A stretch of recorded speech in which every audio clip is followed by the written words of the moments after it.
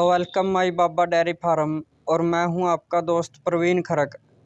तो आज की वीडियो में हम बात करेंगे कि डेयरी फार्म करने से पहले हमें किन किन बातों का ध्यान रखना चाहिए, हमें कौन सी गलतियां हैं जो हमें नहीं करनी चाहिए ताकि हमारा डेयरी फार्म है जो फेल ना हो और हमें किसी लॉस का सामना ना करना पड़े और हम कर्जे में ना डूबें, हमें सक्सेस हासिल हो, हम एक कामयाब डेयरी फार्मर बने।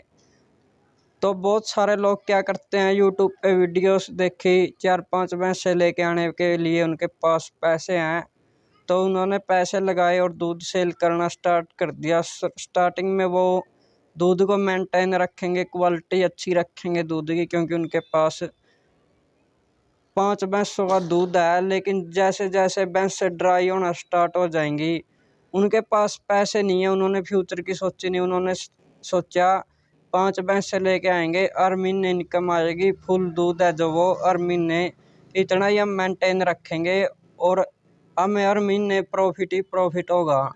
तो ऐसा उनके साथ कुछ नहीं होता। जैसे जैसे भैंसें ड्राई होती चली जाती हैं तो दूध भी कम होता चला जाता है। अब वो क्या करते हैं, उसको मेंटेन करने के लिए उसमें पानी मिलाना स्टार्ट कर देते हैं। एक पॉइंट तो यहाँ पे हो गया आपका डेयरी फार्म का फेल होने का जो स्टेप है, क्योंकि एक तो आपने मिलावट करना स्टार्ट कर दी और आप आगे भी बढ़ोगे तो आपकी ये धीरे धीरे हैबिट बन जाएगी उसमें मिलावट करने की। तो एक स्टेप तो ये हो गया, आप फेल हो जाओगे। दूसरा क्या होगा, भैंस से ड्राई हो गई, भैंसों का दूध कम हो गया, अब उनकी फीड का खर्चा उनका दूध से बहुत मुश्किल से निकल रहा है। लेकिन जो काफ है उनके वो भी धीरे धीरे बड़े हो रहे हैं, अब उनका खर्चा भी साथ में बढ़ गया। भैंस से ड्राई होंगी, उनका खर्चा भी है, और जो स्टार्टिंग में उनके दूध से पैसे आए थे तो उनको उस बंदे ने इधर उधर चला दिया या फिर उसका कोई हिसाब किताब नहीं रखा, उनको यूज कर लिया जहाँ मर्जी आप। मतलब जैसे घर के खर्चे भी होते हैं और खर्चों में भी उस बंदे ने कोई हिसाब किताब लगाया नहीं और उनको जो है यूज कर लिया। वो क्या करेगा, काफ को बेचेगा, या तो सारे काफ बेचने पड़ेंगे उसको, या फिर एक भैंस या 2 भैंस उसको सेल करनी पड़ेगी। ऐसे करके ना धीरे धीरे उसका फार्म है जो वो बंद हो जाएगा। अगर वो काफ को बेच करके ना 500 के 5 को उनकी भैंसों का जो है फीड का मैनेजमेंट का खर्चा, दाने चारे का खर्चा चलाएगा तो फिर फार्म ग्रो कैसे होगा। उसके पास तो वही 5 भैंसें रहेंगी और वो ऐसे ही हर साल लॉस में चला जाएगा, क्योंकि जैसे ही ड्राई होंगी भैंसें उसके पास कुछ होगा नहीं और उसने काफ बेच करके फिर से वही रिपीट करना है। तो वो जिंदगी भर यही करता रह जाएगा, उसके पास अदर कोई इनकम नहीं, उसके पास और पैसे नहीं कि वो और भैंस डाल सके। 5 भैंसों के दूध से इतनी भी इनकम नहीं होती कि वो एक नई भैंस लेके आ सके। तो यहाँ पे चांसेस बन जाते हैं कि आपका डेयरी फार्म है जो वो बंद हो जाएगा।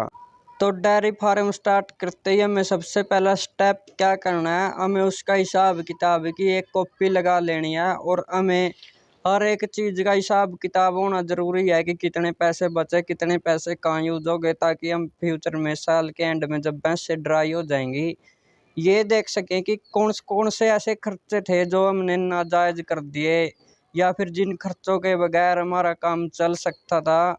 तो ऐसे खर्चों से भी हम बच सकते हैं और हमें पता चलेगा कि कहाँ कहाँ से क्या क्या प्रॉब्लम आई है, कहाँ पे पैसा लगा है और उन प्रॉब्लम्स को हम कैसे आगे मेंटेन करें कि वहाँ पे इतना पैसा ना लगे, और जहाँ पे लॉस हुआ है उसको प्रॉफिटेबल वहाँ से प्रॉफिट भी कहाँ से लेकर के आएँ। तो ये सारी चीज़ें आपके जो है हिसाब किताब आपके साथ मेंटेन आपके डेयरी फार्म को करके रखेगा। आपको हर चीज़ वो डेयरी फार्म के बारे में बताता रहेगा कि आपका कहाँ पे लॉस हुआ, कहाँ पे प्रॉफिट हुआ और कहाँ पे आपका जो वो लॉस है आप उसको मेंटेन कर सकते हो। उसको जो है वहाँ पे ध्यान दे करके ना ये देख सकते हो कि हम इस लॉस से कैसे बचें। लेकिन अगर वही बात है अंधे खाते में चलोगे तो फिर अंधे ही बन के रह जाओगे, क्योंकि एक किसी महान पुरुष की कहावत है कि खर्चा चाहे लाख रुपए का करो लेकिन हिसाब आपके पास पाई पाई का होना चाहिए। तो मतलब लाखों रुपया खर्चा करो कोई चक्कर नहीं, लेकिन हिसाब आपके पास एक एक पैसे का होना चाहिए कि कहाँ पे कितना खर्चा हुआ। तभी आप एक सक्सेसफुल बिजनेसमैन बन पाओगे। और दूसरा, अगर आपके पास एक भी भैंस नहीं है तो आप 1-2 भैंस से ही स्टार्टिंग करें। जैसे आपके पास 5 भैंसों के पैसे हैं तो आप स्टार्टिंग में 2 भैंस से लेकर के आएँ और हर तीसरे महीने 1 भैंस डालते जाएँ, ताकि आपका जो दूध है वो 12 महीने मेंटेन रहे और हर साल 3-4 महीनों में आपकी भैंस calving करती रहे और आपका दूध का मेंटेनेंस है जो वो चलता रहे और आपके डेयरी फार्म का जो है खर्चा वो भी साथ के साथ निकलता रहे। आपके ऊपर एकदम से कोई प्रेशर ना आए और आपको किसी दिक्कत का सामना ना करना पड़े। तो आप इस तरीके से भी उसका यूज कर सकते हो। और सेकंड क्या कर सकते हो आप, अगर आपके पास 1-2 भैंसों के ही पैसे हैं तो आप उन्हीं के ऊपर मेहनत करें, क्योंकि इतना 2 भैंसों का खर्चा इतना भी नहीं होता है। एक बंदा आसानी से इधर उधर से एडजस्ट कर लेता है जब वो ड्राई पीरियड में चली जाती हैं, तो इतना भी कोई इशू नहीं होता है। अगर आपके पास पैसे नहीं है, आपकी फैमिली के पास ऑलरेडी काफ या फिर भैंसे हैं, तो आप उनके ऊपर ही मेहनत करें, धीरे धीरे उसको बड़ा करने की कोशिश करें। आप पैसे कमाने के बारे में ना सोचें, आप जितने पैसे हैं आपसे हो सकते हैं उनके ऊपर लगाएं स्टार्टिंग में, उसको धीरे धीरे ग्रोथ करने के बारे में सोचें अपने काम को, बजाय कि आप पैसे कमाने के बारे में सोचें।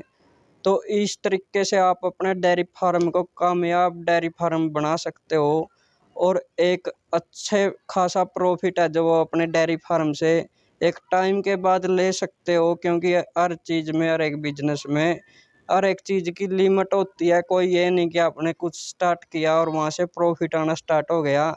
तो ऐसे तो हर कोई बिजनेसमैन बन जाता है और करोड़पति बन जाता है, इतना आसान नहीं होता। तो उम्मीद है मेरे को आप सभी भाइयों को कुछ समझ में आया होगा। तो थैंक यू जी, ये थी जी आज की अपनी वीडियो देखने के लिए आप सब भाइयों का बहुत बहुत धन्यवाद।